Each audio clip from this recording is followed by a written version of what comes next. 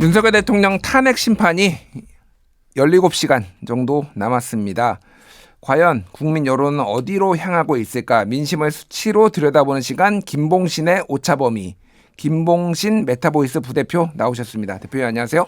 안녕하십니까. 예, 본격적으로 윤석열 대통령 탄핵 여론 보기 전에 어제 있었죠. 재보궐선거 결과 좀 얘기를 해봐야 될 것 같아요. 이게 이제 기초단체장도 뽑고 뭐 시의원도 뽑고 구의원도 뽑고 뭐 교육감 선거도 있고 그래서 굉장히 이제 많은 선거들이 있었는데 아무래도 좀 주목되는 거는 그래도 부산에 있는 교육감 선거 그리고 5개의 이제 기초단체장 요거였던 것 같은데 민주당 계열 야당이 범야권이 좀 대승을 한 것 같아요. 예, 맞습니다.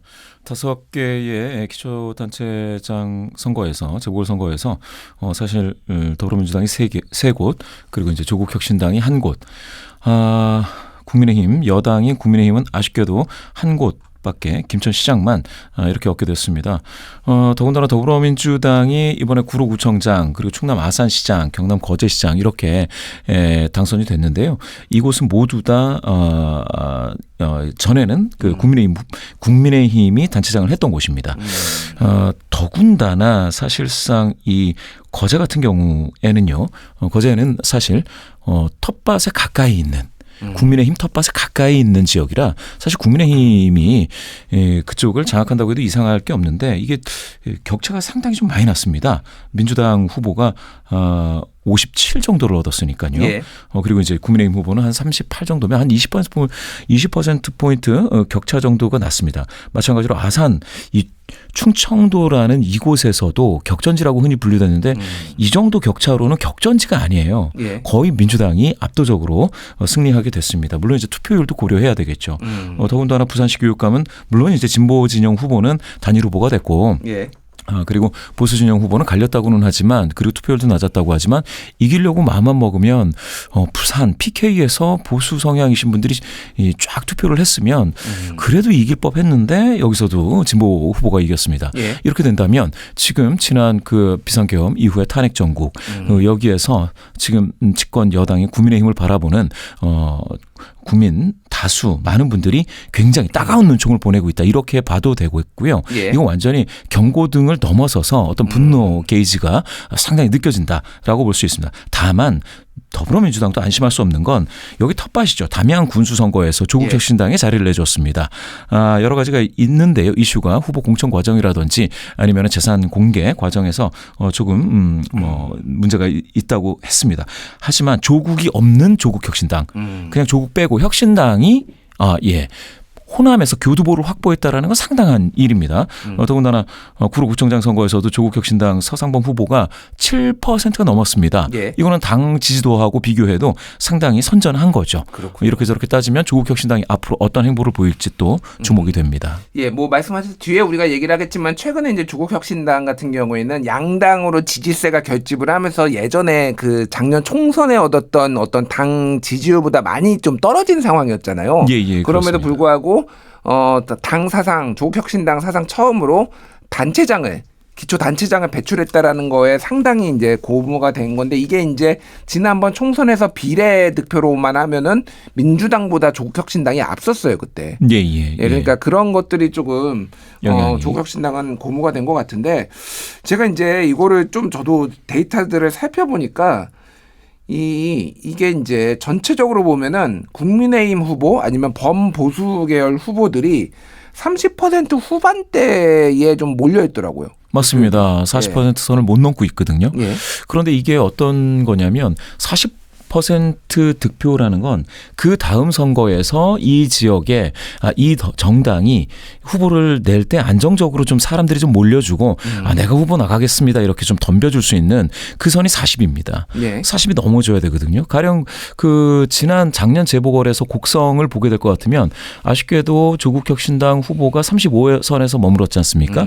그렇게 되면 민주당은 좀 안심하는 거고요. 조국혁신당은 상당히 그 다음번에 40이 넘으면 그 다음에는 좀 내는데 좀 의욕적으로 후보를 낼 수 있겠지만 그 다음에 내기가 좀 쉽지가 않죠. 지금 만약에 국민의힘이 이 재보궐처럼 득표가 나온다면 앞으로 당세가 그러니까 나도 국민의힘 그 잠바를 입고 출마를 하겠습니다라고 막 사람들이 몰려줘야지 이 당이 커지는 건데 예. 그렇지 않고 위축될 수가 있죠. 그렇군요. 이 정도에서는 좀 어려운 큰 선거뿐만이 아니고 이렇게 작은 선거에서도 어려워질 수 있겠다. 그렇게 전망이 됩니다. 그러니까 이게 지금 뭐 아직 이제 많은 선거들이 남아 있으니까 우리가 예단하기는 힘들지만은 이 보궐선거의 지표를 무시할 수가 없는 게 강서구청장 보궐선거에서도 그때 김태우 후보가 이제 대법원에서 윤석열 대통령 확정 판결 받고 윤석열 대통령이 사면을 해서 나왔는데 한 20%포인트 차로 그때 졌거든요. 맞습니다. 그리고 나서 이제 총선이 한 반년 있다가 열렸는데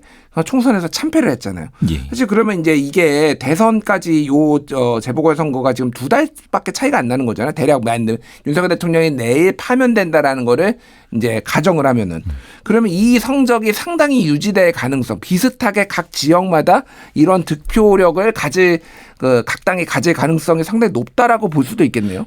정확히 보셨습니다. 더군다나 이게 보궐선거는 띄엄띄엄 있기 때문에 전국의 민심은 아니지 않느냐 이렇게 보실 수가 있는데요. 충남 아산 같은 경우에 그러니까 전국의 흐름을 딱 하나만 찝어서 볼 수 있는 곳, 시금석이 되는 곳이 어디냐면 충남의 천안 아산 요 부분입니다. 예. 여기가 전국 전체 평균하고 비슷하게 나오거든요. 그런데 이번에 민주당 후보는 거의 60에 가깝고 국민의힘 후보는 40에 가까운 그러니까 6대 4입니다. 그럼 제3 후보가 있어서 뭐 어떻게 국민의힘이 후보가 힘을 못 썼느냐면 그게 아닙니다.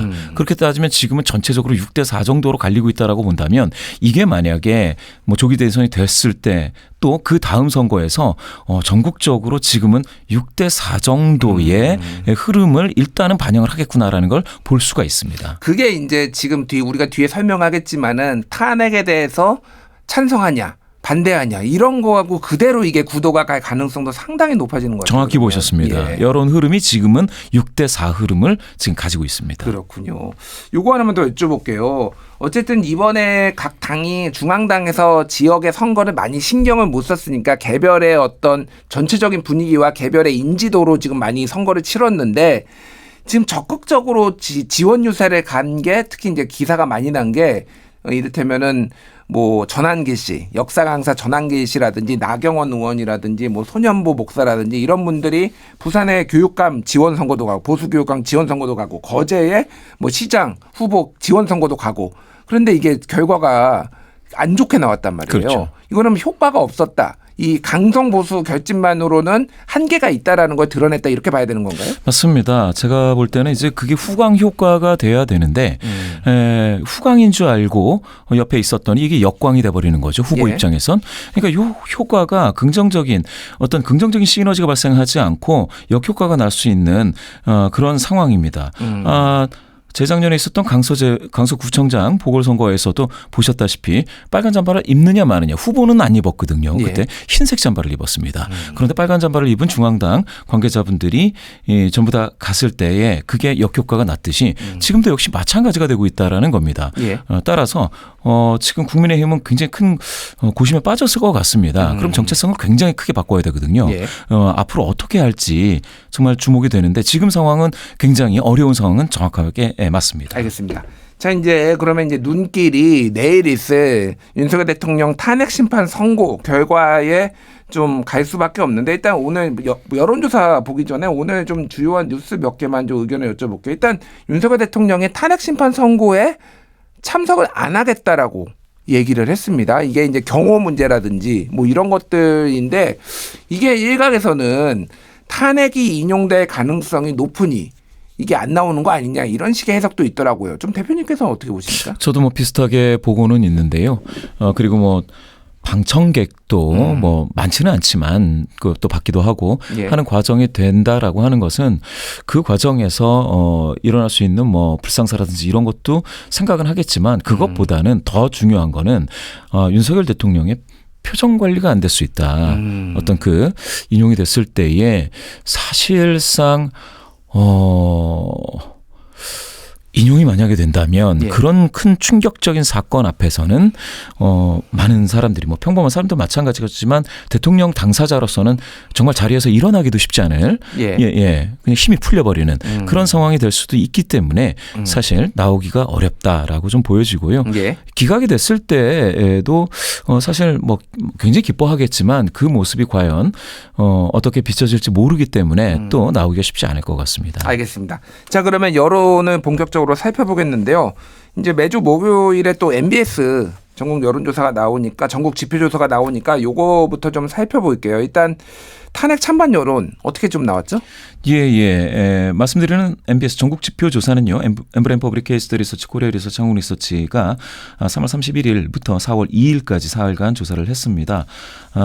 응답률이 22.4%인데 높은 편입니다. 그렇네요. 지난주 갤럽이 한 10% 중반대였거든요. 예. 그러면 지금 20%가 넘으니까 여론조사에 대한 국민적 관심이 상당히 높고 응답을 얼른 해주시고 있다라고 보실 수가 있겠고요. 이건 전화면접 조사입니다. 더 자세한 사항은 중앙선거여론조사심의위원회 홈페이지를 참조하시면 되겠습니다. 예, 성인 1,001명을 대상으로 했는데 이 정도면 원래도 뭐 신뢰도가 높은 건데 응답률이 20%가 넘으면은 진짜 신뢰도가 높다고 봐야 되는 거죠. 상당히 높아졌습니다. 오차 범위는 플러스 마이너스 3.1%포인트로 보시면 되겠고요. 탄핵을 인용해 파면해야 된다가 57입니다. 57. 60에 가깝죠. 10명 중 6명이 파면을 하라 이런 응답을 하셨고요. 탄핵을 기각해 직무에 복귀시켜야 한다도 35%입니다. 대략 한 3분의 1 정도 되시는 그런 분들께서는 지금 직무 복귀를 선택을 해 주셨습니다. 그러니까 아까 전에 우리가 얘기를 했는데 지금 이게 득표율 각 그 민주당하고 국민의힘 후보의 득표율하고 상당히 유사하네요. 그러니까 맞습니다. 이게 거의 비슷해서 지금 직무에 복귀시켜야 된다라는 게 최근 뭐 4월, 지금 4월인데요. 3월 달까지 이게 40%를 넘지 못했습니다. 그러면은 국민의힘 보궐선거의 득표율도 마찬가지로 40%가 되기 힘들었는데 그대로 흐름이 나타나고 있습니다. 더군다나 이제 중도 성향이신 분들 중에서는 65%가 파면해야 된다 이렇게 되기 때문에 이게 좀 중도이신 분들이 이렇게 튼튼히 버텨서는 이게 여론에서 기각 여론이 더 우세하긴 쉽지 않다. 이렇게 전망할 수 있겠습니다. 그렇군요. 이거는 이제 뭐 본인의 주장이고 아니면 그 국민들한테 물어본 예측도 있잖아요. 파면될 것 아니면은 복귀할 것. 요거는 좀 어떻게 나왔나요? 예측? 그렇죠. 이게 헌재가 어떤 결정을 내릴 것으로 예상하느냐라고 물어봤을 때 탄핵을 인용해 파면할 것이다가 55%로 절반보다 조금 많이 나왔습니다. 기각해 직무에 복귀시킬 것 같다라는 이런 응답도 34%니까요. 한 3분의 1 정도 되죠. 마찬가지로 이게 파면해야 된다, 복귀해야 된다와 비슷한 분포를 가지고는 있습니다. 이 MBS 전국 지표조사에서 계속 물어보는 게 탄핵 심판 선고 결과를 수용하겠느냐 안 하겠느냐 이거 계속 물어보고 있거든요. 근데 제가 눈에 띄게 보이는 게 수용하지 않겠다가 지금 계속 늘어나고 있네요. 수용하지 않겠다가 이번 조사에서는 그러니까 내 생각과 달라도 수용하겠다 또는 내 생각과 다르면 나는 그 결과를 받아들이지 못한다. 수용하지 않겠다인데 수용하지 않겠다가 44%입니다. 많이 늘어났죠. 그럼 지난주는 40이었으니까 4%포인트 늘어난 건데요. 이게 4%포인트 늘어났으니까 5점이 내의 변동이지만 사실은 그렇게 따졌을 때 수용하겠다가 56에서 50이 됐습니다. 그러면 50대 44이기 때문에 이건 5점이 내에서 붙은 거예요. 그렇네요. 수용하겠다, 수용하지 않겠다가 5점이 내에서 팽팽하다 이렇게 해석을 해야 됩니다. 그러면 수용하지 않겠다라고 하시는 요 응답이 많아진 거는 맞죠. 5점이를 벗어났었는데 56대 40에서 50대 44가 됐습니다. 그렇네요. 16%포인트 격차에서 지금 격차가 6%포인트 격차로 좁혀졌습니다. 왜 그런 건가요, 이거는? 여기서 보시면은 일단은 나는 탄핵 기각이 돼야 된다라고 하는 자신이 기각을 주장하는 분들 있지 않습니까? 이런 분들 중에 수용하겠다 53, 수용하지 않겠다 41입니다. 이 분포가. 그런데 나는 탄핵 인용해서 파면해야 돼라고 선택하신 응답자분들 중에서는 수용하겠다가 46. 내 생각과 달라도 수용하겠다가. 내 생각과 다르면 수용하지 않겠다가 51. 이거 오차범위 내에서 이것도 역시 비슷하지만 요거는 기각을 주장하는 분들은 만약에 인용이 된다 하더라도 그래도 나는 기각을 주장하지만 인용이 됐다. 그래서 파면됐다. 그러면 난 수용할래라는 분들이 조금 더 많은 겁니다. 지금은 그런 의미에서 만약에 이거 만약인데요. 헌법재판소가 헌재가 만약에 인용해서 파면을 한다고 했을 때 그 부담감은 약간 좀 덜하죠. 왜냐하면 그렇네요. 기각을 하시던 분들은 그래도 절반 이상은 수용하겠다라고 하실 수가 있기 때문에 반대로 보면은 탄핵을 인용하고 파면해야 돼라고 하시는 분들 중에서는 이게 팽팽하지 않습니까? 그 얘기는 기각이 되면 그거를 심리적으로 나는 받아들일 수가 없어라고 하시는 분들이 절반이 된다라는 그러니까 겁니다. 뭐 내 눈으로 지금 군인이 저 국회에 들어가는 것도 보고 이거를 다 지켜봤는데 이게 어떻게 이게 기각이 될 수 있어? 이게 어떻게 파면이 아닐 수가 있어?라고 심리적으로 생각하시는 분들이 많았던 것 같고 또 하나는 이제 이게 좀 지난 조사제 시차가 있잖아요. 그러니까 그때 이제 뭐 소위 말하는 5대3 대드락설 하면서 약간 불안감들이 조금 증폭된 거 뭐 이런 것들이 좀 영향을 미친 것 같네요. 예, 맞습니다. 이게 지금까지는 탄핵 인용이냐 기각이냐 했을 때 방금 말씀 주신 것처럼 워낙 뭐 분명한 여러 가지 눈으로 봤을 정도의 어떤 증거가 있으니까 당연히 탄핵 아니겠느냐 뭐 8대0 아니겠느냐 이러다가 5대3도 있다 기각될 수도 있다 이런 주장들도 많이 나오다 보니까 언론에서도 일부 나왔었죠. 그러다 보니까 그거는 나 수용하지 못해 라고 하시는 분들이 상당히 나왔다 이렇게 보시면 되겠습니다. 예, 일단 양당 목소리 하나만 들어보고 조금 논평 더 해볼게요. 승복은 윤석열이 하는 겁니다. 승복은 윤 대통령만 하면 된다는 식의 얘기를 하는 것은 아주 오만한 태도이고 국민을 무시하는 태도일 뿐만 아니라 헌법 위에 자신이 서겠다는 그런 의사표시입니다.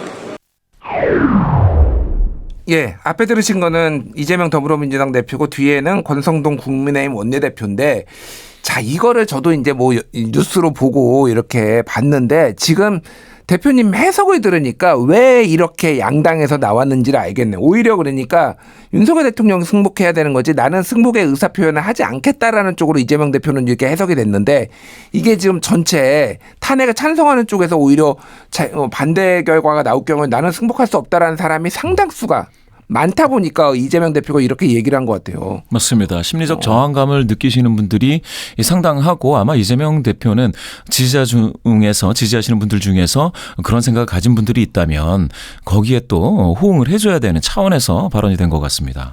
그렇군요. 이게 참 미묘한 그 변화들이 있었던 것 같은데 자 그러면은 이제 헌법재판소 신뢰도 지금 어떻게 나오고 있나요? 이 신뢰도라는 게 이제 헌법재판소 자체의 신뢰도라기보다는 이렇게 물었습니다. 헌법재판소의 윤석열 대통령 탄핵 심판 과정을 어느 정도 신뢰하느냐라고 했을 때 이번 조사에서는 46대 44, 신뢰함 46대 46, 신뢰하지 않음 46 해서 동률이 나왔습니다. 동률이었어요? 동률이 나왔습니다. 이거 근데 계속 신뢰한다가 좀 더 높지 않았나요? 신뢰한다가 상당히 높았고요. 한 번도 50% 밑으로 빠진 적이 없습니다. 그런데 이번에 하루 앞두고 발표된 이 조사에서는 이번 주에 발표된 조사에서는 완전한 동률 46대 46이 나왔습니다. 그렇군요. 그럼 이거는 어떻게 해석을 해야 될까? 이게 그러니까 지금 아까 전에 이 MBS 조사의 조사 기간이 헌재가 선고기일을 지정하기 전과 지정한 이후가 좀 섞여 있어요 보니까. 그동안 그러면 헌법재판소에서 이 선고가 지연되는 과정을 좀 지켜보면서 이거 못 믿겠는데 5대3 뭐 대드락설 지금 뭐 암투설 막 이런 거 나오면서 좀 못 믿겠다 이런 국민 여론이 반영된 거라고 봐야 되나요 그러면? 뭐 그럴 수도 있겠습니다. 그런데 여기서도요 탄핵 기각을 주장하시는 분들 있지 않습니까? 그래서 윤석열 대통령을 복귀해야 된다 직무에 이렇게 하시는 분들 중에 신뢰하지 않아 이 심판 과정을 그런 분들이 62%로 상당히 높은 비율입니다. 그런데 탄핵을 인용을 해서 파면해야 돼라고 말씀하시는 분들 중에서는 신뢰한다라는 응답이 58입니다. 그러니까 약간 좀 분포가 이렇게 갈렸죠. 갈렸죠. 그렇게 따지면은 이 신뢰하지 않음이라고 하는 것은 탄핵 선고일이 지정이 된 이후에 물론 섞이긴 했지만 한 이틀 정도는 지정이 된 이후에 이제 응답하신 분들이 많을 텐데요. 이분들께서는 신뢰하지 않는다라는 응답이 많고요. 그런데 이분들 중에서는 그런데 인용이 되더라도 나는 받아들이겠어라는 분들이 더 많습니다. 아, 그렇군요. 이게 참 미묘하네요. 미묘하죠. 진짜. 미묘합니다. 듣다 보니까 굉장히 미묘. 어쨌든 여론에서는 아무래도 윤석열 대통령 탄핵이 인용될 가능성이 높다고 계속 나오니 그러다 보니까 내가 탄핵을 반대는 하지만 어쨌든 그거를 미리 좀 예견을 하고 마음의 준비를 하고 있고 하지만 헌재에 대해서는 불신하고 있고 막 이런 복잡한 상황이네요. 복잡합니다. 알겠습니다. 예, 그러면은 대선 얘기 좀 해보겠습니다. 차기 대통령 적합도 조사 결과가 있는데요. 뭐 이재명 대표가 1위를 하는 거는 뭐 당연한 요 최근에 이제 흐름을 봤을 땐 당연한 것 같은데 좀 변화가 좀 있었나요? 변화는 33%니까요. 이재명 대표. 나머지 네 분이 전부 다 한 자릿수입니다. 이렇게 되면은 잘모른 무응답이 이제 36% 나왔는데요. 이 잘모른 무응답에는 무관심층도 있고요. 그다음에 예. 이제 임박 결정자들이 있습니다. 전반적으로 임박해서 한 일주일 놔두고 결정을 하는, 그러니까 투표일 일주일 전서부터 결정을 하시는 분들이 한 40%니까 예. 그런 분들이 섞여 있다라는 걸 따지면 지금 이재명 대표로 향한 어떤 시선, 어떤 지지세 이런 것들은 이 적합도가 상당히 높은 거죠. 그리고 33%는 2월 1일부터 지금까지 조사한 결과 중에서 타이 기록으로 가장 높은 수치입니다. 이재명 대표의 적합도 지지도. 그렇습니다. 예, 예. 그러면 이건 2심 무죄까지도 아마 영향이 있는 것 같고요. 나머지 이제 김문수 장관 9%, 오세훈 시장 4%, 홍준표 시장 4%, 한동훈 시장 4%인데요. 오세훈, 홍준표, 한동훈 이 세 분은 2월 1주부터 지금까지의 조사 중에서 가장 낮은 수치입니다. 한 자릿수이면서도. 한 두 달여간 완만한 보수 후보들의 완만한 하락세가 지금 눈에 띄네요. 그러니까. 맞습니다. 예. 약간씩 변동은 있었지만 사실 김문수 장관 이분도 이제 13%도 찍었는데 두 자릿수로 지금 9%가 나왔습니다. 그러니까 2월 달부터 계속 두 자릿수로 하다가 지난주 이번 주만 지금 한 자릿수로 떨어졌어요. 그렇습니다. 김문수 후보가. 예, 예. 사실 이게 원래는 어떻게 돼야 되느냐면요. 이렇게 갑자기 등장한 후보는 이 정도 나오면 13 찍었다고 하면 20%를 돌파해 주는 게 한 번은 나와줘야 돼요. 그래야 그러면 이 사람으로 뭉쳐서 선거를 한번 해보자라고 하면서 경선 분위기가 그렇게 들어가는 건데 예. 지금은 이렇게 되면은 보수 성향이신 분들이 마음 둘 후보가 없어지는 그런 상황입니다. 완전히 분산되어 있습니다. 전부 다 한 자릿수로. 예, 어차피 이제 뭐 경선에서 후보가 되면은 또 약간의 변동은 있겠지만은 예. 특히 이제 모름, 무응답 없다 이렇게 얘기하신 분이 가장 요 최근에 들어서는 가장 높은 36%를 찍었다라는 거는 중도 보수 성향이 지금 마음을 둘 곳이 없다. 맞습니다. 이렇게 좀 봐야 될 것 같네요. 예. 예, 알겠습니다. 자, 이번에는 호감도 한번 확인해 볼게요. 호감도는 어떻게 나왔나요? 이 호감도가 이재명 대표 가 38%. 이거는 각자 물어본 겁니다. 예. 각자 물어봤는데 이재명 대표가 38로 가장 높은 호감도를 보이고 있고요. 호감이 가지 않는다가 57입니다. 그런데 나머지 김문수, 오세훈, 홍준표, 한동훈 이분들은 역시 마찬가지로 2월 1주부터 지금까지 조사된 결과 중에 가장 낮은 호감도를 보였습니다. 예. 김문수 21, 오세훈 20, 홍준표 17, 한동훈 17인데요. 이렇게 됐을 때 비호감 비율이 김문수 장관이 67, 거의 70에 가깝지 않습니까? 예. 그리고 오세훈, 홍준표, 한동훈 비호감 비율이 70을 넘습니다. 이렇게 되면 요 비호감은 조금 두텁죠. 이재명 저는 항상 이제 40%선 정도에 닿아야 그다음에 당선 가능성이 있다라고 보는 건데 예. 지금 이재명 대표만 호감 간다가 38%로 가장 높은 비율입니다. 당선선에 제가 분석하기로 40에 가장 가까운 사람은 예. 이재명 대표입니다. 알겠습니다. 자, 마지막으로 정당 지지도 살펴보겠습니다. 지금 흐름이 어떻게 되는지 궁금한데요. 정당 지지도는 지난주에는 더불어민주당 36, 국민의힘 36으로 완전히 붙어서 동률이었는데요. 예. 살짝 벌어져서 더불어민주당은 1%포인트 더 많아져서 37%, 국민의힘은 3%포인트 하락해서 33%로 4%포인트 격차가 났습니다.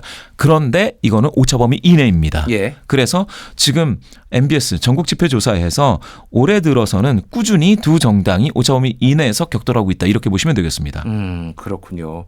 뭐 아까 전에 우리가 얘기를 했지만은 이제 개혁신당이라든지 조국혁신당 같은 경우에는 한 자릿수, 뭐 그리고 1, 2% 개혁신당은 1, 2% 포인트.